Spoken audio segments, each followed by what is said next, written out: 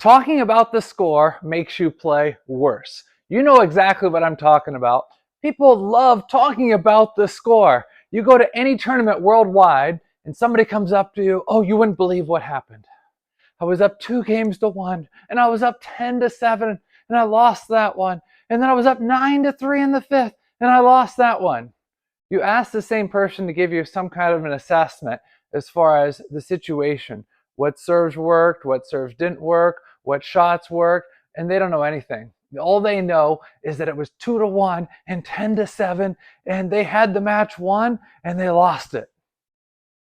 You know, in the coming days and weeks, you ask them the same questions and they just keep talking about the score. Yeah, Billy, but you don't get it. I was up 2-1 and 10-7. You see, talking about the score makes you play worse. Why? Because you hyper-analyze the score and you're playing to the score, not the opponent. Your rival is not against the scoreboard. Your rival is against the opponent. So let's dive into this content. In every match, there's things that you're doing well, you need to continue. In every match, there's things that you're not doing so well. You have to be able to either fix the problem or kind of circumnavigate the problem and figure out a different solution. If you're thinking of the score, you can't accomplish either of these things well. Think about it. The score is 10-10 in the first game. Probably there's 10 things that you've done pretty well and 10 things that you've not done that well. Can you remember in the first 20 points which serves worked?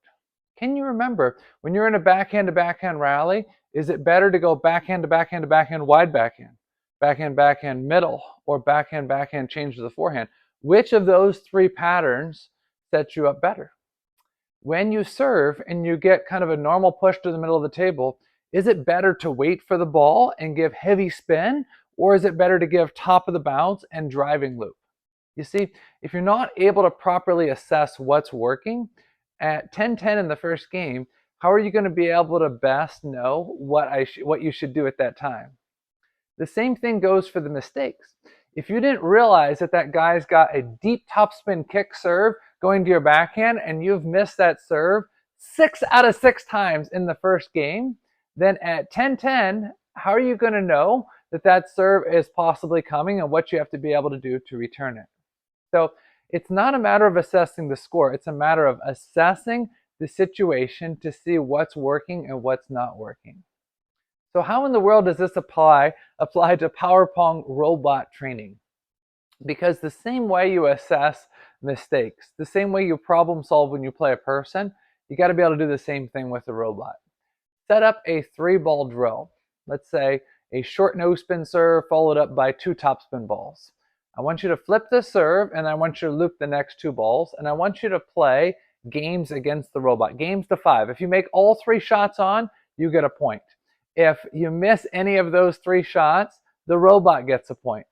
Every time you make a mistake, I want you to assess, this is what I did in the mistake. Every time that you get all 3 on, I want you to be able to assess, what is it in my timing or my positioning or my neutral stance on why I was able to make all 3 on. Now, this is not tactics on an opponent, but this is within your own consistency. What am I doing within my own consistency to make myself more consistent or less consistent in an exact drill? Then I want you to set up some other drills. Maybe a short, heavy backspin serve anywhere, followed up by a half long or long backspin anywhere, followed up by 2 topspin anywhere. And I want you to, again, play games with the robot. So if you can learn to properly assess during your robot training, when you're playing games with the robot as far as what you're doing, this is a great stepping stone to being able to assess in match play. But what does the score do? The score oftentimes blinds your eyes so that you're not properly able to assess what is really going on during the match. So if you're the type of person that just goes off and is ranting and raging about, oh, I was up 8-6, I was up 10-7, I was up 8 match points in the 5th game and lost. You really need to stop saying that, and you need to be able to either think about or talk about what actually happened in the match as opposed to the score. And the same thing applies actually during the match itself. If the score is 6-6 and now you go up 10-6, you can't be thinking, oh my goodness, I've got match point 10-6. No, you have to say, what are the things that I did well in the last 4 points to get me from 6-6 to 10-6? And how can I continue some of those same things? Now, there are times that you're going to make a tactical adjustment.